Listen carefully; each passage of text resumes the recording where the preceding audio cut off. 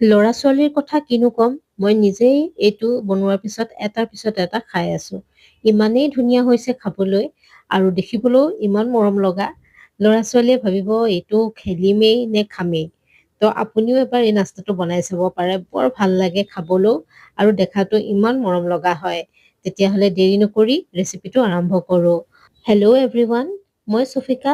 মোৰ এটি নতুন ৰেচিপিলৈ আপোনালোকক সকলোকে স্বাগতম জনাইছোঁ। তো আজিৰ নাস্তাটো বনাবৰ কাৰণে মই লৈছোঁ ব্ৰেড। ব্ৰেড আপুনি নতুন পুৰণা যিকোনো ল'ব পাৰে আৰু খালি বগা ব্ৰেডটো ল'ব। আৰু এই ব্ৰেড কেইপিচৰ কিনাৰৰ ভাগটো যে আছে সেই ভাগটো আমি কাটি প্ৰথমে উলিয়াই দিম। এইটো থাকিলে কি হয়, কালাৰটো অলপ বেলেগ হৈ যায়, দেখিবলৈ ভাল নালাগে। আৰু কাটি পেলাই ইয়াক পেলাই নিদিব আকৌ, এইখিনিয়ে বৰ কামত আহে। আপুনি এইখিনি মিক্সি জাৰত মাৰি ব্ৰেড ক্ৰাম্বছ বনাই ৰাখি দিব পাৰে। যিকোনো নাস্তাত বহুতেই কামত আহে। তো এনেকৈ চাওক 4 পিচ ব্ৰেড ৰেডি হৈ গৈছে আৰু হাতেৰে অকণমান এনেকৈ ভাঙি লৈছোঁ। নেভাঙিলেও হ'ব, কিন্তু মই ভাঙি লৈছোঁ আৰু এতিয়া মোৰ ব্ৰেডখিনি ৰেডি হৈ গ'ল। এতিয়া নাস্তাটো বনাবৰ কাৰণে মই এখন পেন পাতি লৈছোঁ গেছৰ ওপৰত আৰু ইয়াতে দি দিম মই 1 কাপ চাউলৰ গুড়া। তো চাউলৰ গুড়িখিনি মই বজাৰৰ পৰা কিনা চাউলৰ গুড়িয়ে হয়, আপুনি যিকোনো চাউলৰ গুড়ি ল'ব পাৰিব। আৰু এইখিনি কম গেছতে মই অকণমান লৰাই চৰাই ভাজি ল'ম। কালাৰটো চেঞ্জ নকৰোঁ। এনেকৈ 1 মিনিটমান ভাজিম যাতে অকণমান পাতল নিচিনা হৈ যায়। এনেকৈ কৰিলে নাস্তাটো খাবলৈ বৰ সোৱাদ হয়। আৰু যেতিয়া লাগিব যে অলপ পাতল পাতল হৈ গৈছে, তেতিয়া আপুনি এইখিনি এটা প্লেটত উলিয়াই ৰাখি দিব। আৰু পেনখন ধোৱাৰ প্ৰয়োজন নাই। পেনখন আপুনি এনেকৈয়ে আকৌ গেছত বহাই দিব আৰু তাৰপিছত ইয়াতে ঢালিব 1 কাপ পানী, মানে যিমান চাউলৰ গুড়ি লৈছোঁ তাৰ ডাবল পানী লৈছোঁ। আৰু তাতে মই ব্ৰেডখিনি ঢালি দিছোঁ আৰু লগতে আধা চাহ চামুচ দি দিছোঁ নিমখ। নিমখ আপুনি টেষ্ট হিচাপে দিব। আৰু এতিয়া এইখিনি অলপমান এনেকৈ ভাঙি দিছোঁ আৰু গেছৰ ফ্লেমটো অকণমান বঢ়াই দিছোঁ যাতে পানীখিনিত এটা উতল আহি যায়। আৰু এয়া দেখিছে না, পানীখিনি অকণমান গৰম হৈ গৈছে, উতলিছে। এতিয়া চাউলৰ গুড়িখিনি মই ইয়াত ঢালি দিম আৰু গেছৰ ফ্লেমটো একদম কম কৰি দিম। আৰু কম গেছতেই লৰাই লৰাই এইখিনি ধুনীয়াকৈ আমি মিক্স কৰি যাম। আৰু যেনেকৈ আমি ইয়াক মিক্স কৰি থাকিম তেনেকৈ ই একদম ডাঠ হ'বলৈ আৰম্ভ কৰিব।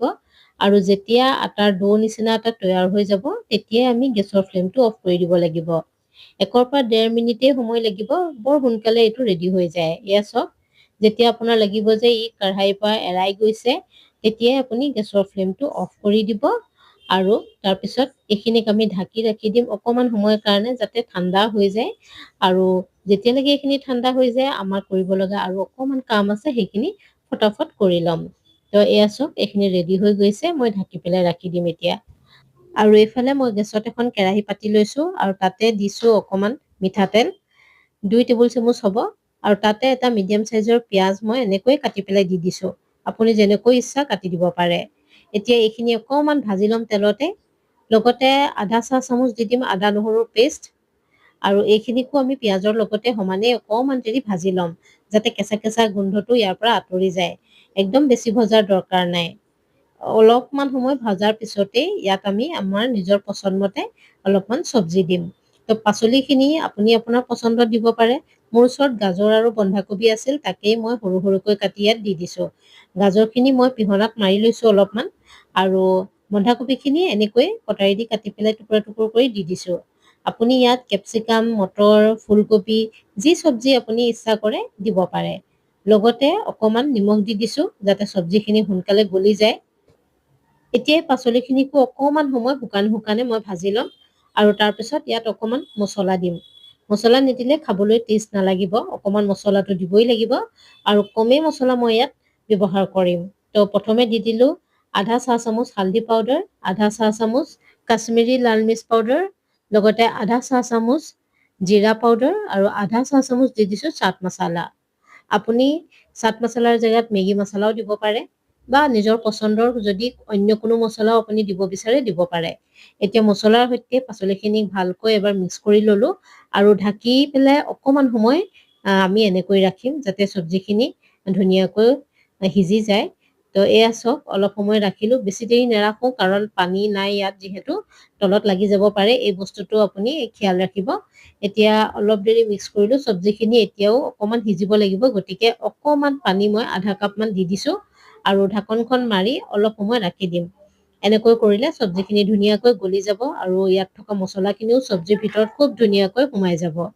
গতিকে ঢাকি পেলাই 1-1.5 মিনিটমান ৰাখি দিম। আৰু ইয়াত 1-1.5 মিনিট হৈ গৈছে। এতিয়া এবাৰ চেক কৰি লওঁ।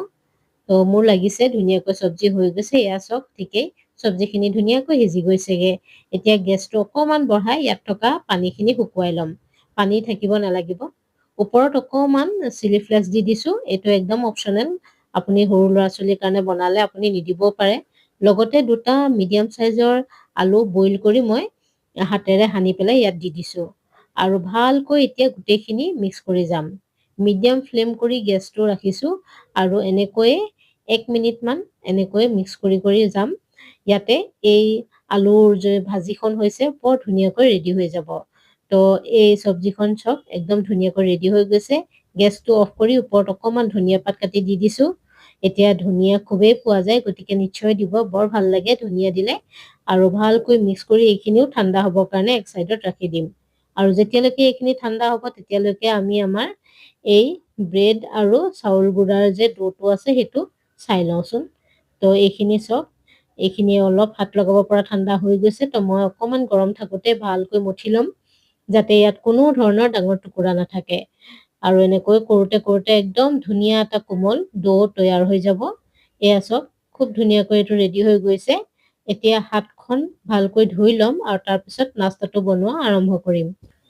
নাস্তাটো বনোৱাৰ আগতে হাতত অকণমান পানী বা তেল আপুনি লগাই ল'ব পাৰে। এনেকৈ কৰিলে এইটো মানে হাতত আপোনাৰ লাগি নধৰে। এতিয়া মিডিয়াম চাইজৰ এনেকৈ বল বনাই ল'ম। আপুনি নাস্তাৰ চাইজ আপুনি পচন্দ অনুসাৰ সৰু ডাঙৰ ৰাখিব পাৰে। তো মই মিডিয়াম চাইজতে বনাইছোঁ। তো প্ৰথমে এটা বল লৈ এনেকৈ গোল কৰি মাজডোখৰ খালী কৰি ল'ম। যেনেকৈ বাতি থাকে তেনেকৈ কৰি ল'ম, যাতে ভিতৰত আমি বনোৱা আলুৰ পুৰটো দিব পাৰোঁ। তো এতিয়া যিখিনি আমি আলুৰ পুৰ বনাইছোঁ ধুনীয়াকৈ ইয়াৰ ভিতৰত দি দিম। বহুত বেছি নিদিব, নহ'লে ফাটি ওলাই যাব। হিচাপত দিব, কমো নিদিব, কম দিলে খাবলৈ ভাল নালাগিব। গতিকে যিমানটো আহে সিমানটোৱেই দিব আৰু ভালকৈ মুখখন বন্ধ কৰি দিব। এনেকৈ বন্ধ কৰোঁতে যদি আপোনাৰ লাগে ক'ৰবাত ফাটি গৈছে, তেন্তে আপুনি হাতত অকণমান পানী লগাই জেগাডোখৰ ঠিক কৰি ল'ব পাৰিব। একদম ধুনীয়াকৈ কোমল হৈ মিলি যাব। এয়া চাওক এটা বল এনেকৈ তৈয়াৰ হৈ গৈছে। এতিয়া শ্বেপ দিম নাস্তাটোৰ।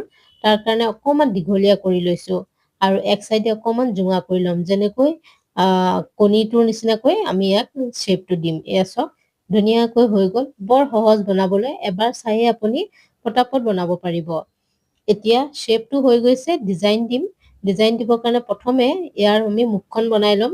তো মুখ বনাবৰ কাৰণে এখন কেঁচি দৰকাৰ হ'ব আৰু কেঁচিখন দি প্ৰথমে ওপৰত এনেকৈ এটা কাট লগাই ল'ম, যাতে মুখৰ নিচিনাকৈ এটা আকাৰ আহি যায়। এয়া চাওক বহুত সহজ।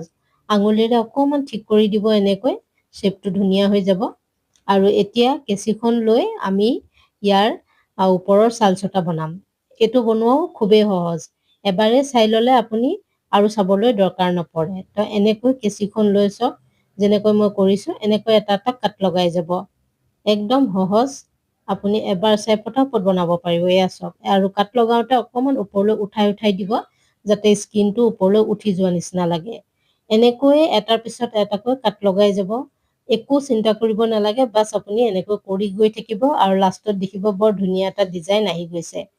আৰু এইটো বনাবলৈ আপুনি ল'ৰা ছোৱালীৰ সহায় ল'ব পাৰে। ল'ৰা ছোৱালীয়েও এনেকুৱা কামবোৰ কৰি বৰ ভাল পায়। তো এনেকৈয়ে মই প্ৰত্যেকটো নাস্তা বনাই ৰেডি কৰি ল'ম। এই নাস্তাবিধ বনাওঁতে আপোনাৰ ইয়াতেই অকণমান টাইম লাগে, বাকীবিলাকত একেবাৰেই টাইম নালাগে। আৰু অকণমান সময় লৈ যদি আপুনি এনেকৈ বনায়, সঁচাকৈ দেখিবলৈ ইমান ধুনীয়া হয়। যাৰ আগতেই ৰাখিব তেওঁৱে এবাৰ হ'লেও সুধিব যে আপুনি এইটো কেনেকৈ বনাইছে। এয়া চাওক কিমান সহজতে হৈ গৈছে। কেঁচিখনত যদি বেটাৰ বেছিকৈ লাগি যায়, তেন্তে কেঁচিখন এবাৰ ধুই ল'ব, চাফা কৰি ল'ব, তেতিয়া পটাপট হৈ যাব। এয়া চাওক মই কিমান পটকৈ এইটো বনাই ৰেডি কৰি ল'লোঁ। এনেকৈ যিমান আছে চবকেইটা মই বনাই ৰেডি কৰি ল'ম।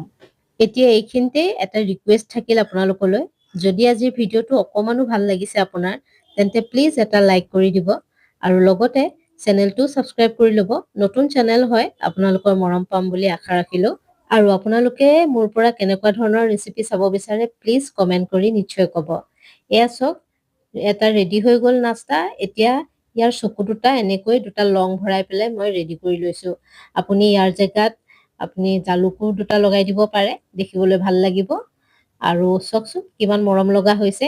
এনেকৈ এই গোটেইখিনি নাস্তা চব মই বনাই তৈয়াৰ কৰি ল'লোঁ। গোটেইখিনি নাই বনোৱা, 5 পিচেই বনালোঁ, বাকীখিনি পাছত লাহে ধীৰে বনাই থাকিম আৰু। এতিয়া আপোনালোকক দেখাবৰ বাবে মই ইমানখিনিয়ে বনাইছোঁ। আৰু এতিয়া এইখিনি মই ভাপত দিম। ভাপত দিলে খাবলৈ বৰ সোৱাদ লগা হয়, লগতে স্বাস্থ্যৰ কাৰণেও ভাল। কিন্তু আপুনি ইচ্ছা কৰিলে ফ্ৰাই কৰিও খাব পাৰে। মই আপোনাক দুইবিধেই দেখাম। তো এইখিনি এতিয়া এখন প্লেটত মই অকণমান তেল লগাই পেলাই ইয়াৰ ওপৰতে ৰাখি দিম। 5 পিচ এইকাৰণে বনালোঁ যাতে এবাৰতে হৈ যায়। এনেকৈ আটাইকেইপিচ মই ৰাখি দিছোঁ। আৰু এইফালে মই গেছত পানী গৰম হ'বলৈ ৰাখিয়ে দিছিলোঁ। এয়া চাওক পানীও গৰম হৈ গৈছে, ষ্টেণ্ড এডাল লগাই দিছোঁ কেৰাহীত। আৰু এতিয়া গেছটো একদম কমাই পেলাই মই এই থালখন ইয়াৰ ওপৰত ৰাখি দিম। আৰু ঢাকি পেলাই 8-9 মিনিটমান মই ষ্টিম কৰিম। ইয়াতেই একদম ধুনীয়াকৈ আমাৰ নাস্তাবিধ ৰেডি হৈ যাব। তো এতিয়া চাওক হৈ গৈছে 8-9 মিনিট, আৰু উঠাই আপোনাক মই দেখাইছোঁ চাওক কিমান ধুনীয়াকৈ নাস্তাটো ৰেডি হৈ গ'ল। চাইজটো আগতকৈ ডাঙৰ হৈ গ'ল। এতিয়া ইয়াক বাহিৰত আনি ল'ম, আৰু অকণমান ঠাণ্ডা হৈ গৈছে। তো মই আপোনাক দেখুৱাইছোঁ চাওক আমাৰ নাস্তা একদম ৰেডি আছে। আপুনি ইয়াক যিকোনো চাটনিৰ লগত খাব পাৰে, বৰ বঢ়িয়া লাগিব। চাম্বাৰ বা দাইলৰ লগতো খাই বৰ টেষ্টি লাগে। এয়া চাওকচোন কিমান ধুনীয়া কোমল হৈছে। ল'ৰা ছোৱালীক যদি টিফিনত দি দিয়ে কিমান যে ভাল পাব। এনেকৈ বনাই কেতিয়াবা দি চাবচোন। আৰু যদি কেতিয়াবা সৰু ল'ৰা ছোৱালীৰ কাৰণে কিবা সৰু সুৰা পাৰ্টিৰ আয়োজন কৰে, তেতিয়াও এই নাস্তাবিধ আপুনি বনাই দিব পাৰে। দেখিবলৈ খুব ধুনীয়া লাগে, আৰু যিকোনো মানুহে এবাৰ হ'লেও চাব যে আপুনি নাস্তাটো কেনেকৈ বনাইছে। তো নাস্তা আমাৰ একদম ৰেডি আছে। আপুনি ইচ্ছা কৰিলে এনেকৈ খাব পাৰে। যদি আপুনি ফ্ৰাই কৰি খাব বিচাৰে তেনেকৈও খাব পাৰে। ফ্ৰাই কৰিলে ওপৰৰ পৰা একদম ধুনীয়া ক্ৰিস্পি হৈ যাব। কিন্তু ফ্ৰাই কৰিবৰ বাবে আপুনি অলপ বেছি তেলত মিডিয়াম হাই ফ্লেমত আপুনি এইখিনি ফ্ৰাই কৰিব লাগিব। আৰু বাৰে বাৰে আপুনি এইখিনি ওলট পালট কৰি নাথাকিব। তেলত দিয়াৰ পাছত গৰম তেল ওপৰে ওপৰে ঢালি যাব, যাতে স্কিনটো ওপৰৰ পৰা অলপ টাইট হৈ আহে।